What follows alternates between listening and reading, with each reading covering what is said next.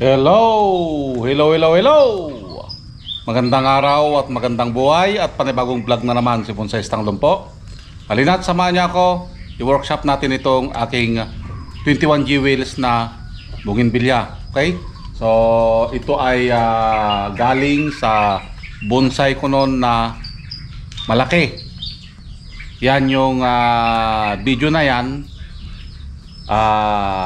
Diyan galing yung bonsai na ito. So nabulok siya and then kinuha lang natin and then binuhay parang cuttings ang nangyari sa kanya. So ito na siya ngayon. Okay? Sobrang wild na. Okay? Nag-wild siya at ating ayusan. Agoy, agoy, agoy. Parang siya. Nag-wild na. Okay, so ayusan natin ito para bumalik ang kanyang ganda. Okay, yan o, nakikita nyo sobrang sukal na. Hindi mo na makita na imagine na magmukhang bonsai pa. So kailangan na nating triman ito para umayos ulit ang kanyang itsura. Okay, so let's start. Kapag tayo ay gumagawa ng isang bonsai, dapat mag-umpisa ka sa baba. Agoy, agoy, agoy. Ano daw? Katulad ng ginagawa ni Papa Bones. Nag-uumpisa sa baba. Tanggalin yung mga dahon sa kanyang paso.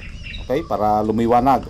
At the same time, tanggalin na rin yung mga ibang wire na nakapulupot sa kanya dahil yung iba dyan ay bumaon na. Okay? So ganun, mag-umpisa dapat sa baba papunta doon sa taas. Agoy, agoy, agoy. Ano daw? Mag-umpisa sa baba tapos magpapunta doon sa taas. Agoy, agoy. Parang may naalala ako doon. Okay? So yan, tanggalin lang natin yung mga sanga, pinutol na natin at the same time i-wire ulit. Okay, para hindi ma-deform ang kanyang itsura. Kasi kapag hindi natin ibalik ang wire, lalo na kung ito ay tutubuan ng sanga, maaring mailiko niya ulit yung sanga na mawawala siya sa ayos. Okay, so ang trabaho ng wire, ito yung mag-guide sa kanya, sa kanyang mga sanga. Yan, katulad ng ginagawa natin, oh.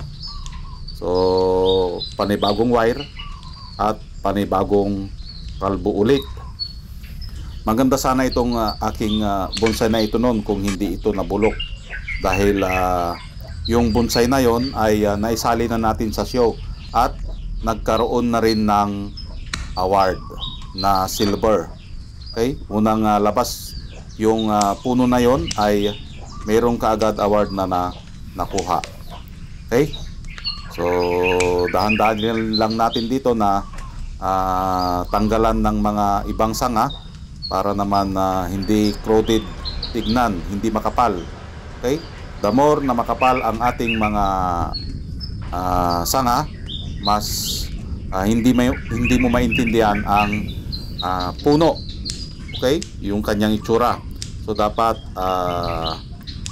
tama lang, hindi siya makapal, hindi manipis. Okay, at palagi kong sinasabi ang tips or dapat gawin sa isang bougainvillea para mamulaklak ay gutumin mo ito, huwag mong diligan yung tigang na tigang. Agoy, agoy, agoy.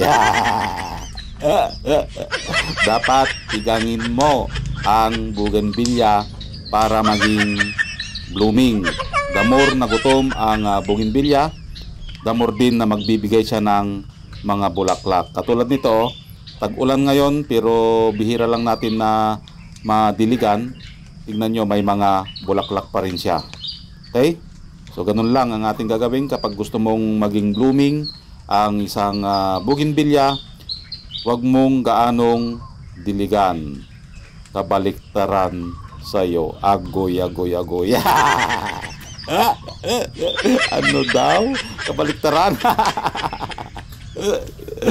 So, nagpapatawa lang si Bonsai Stanglo po para hindi tayo boring na gumawa ng isang bonsai. So, nagkakaroon na dito ng kanyang itsura.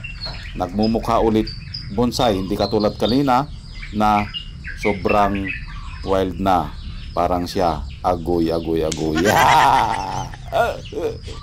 So, unti-unti nang nagmumukhang bonsai ulit. Okay? So, dito na lang sa parting taas at putulin yung mga sanga na hindi na kailangan.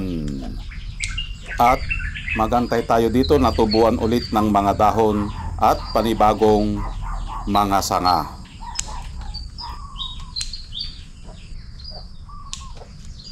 So yan guys, natapos na nating ayusan itong ating bougainvillea na from cuttings ito. Okay? Galing ito sa malaking bougainvillea natin. Nabulok siya and then pinutol natin at ito na siya ngayon. Okay? Naayusan ulit natin yung kanina, yung sobrang wild na. Okay? Kung ikutin natin, ito yung kanyang magiging itsura.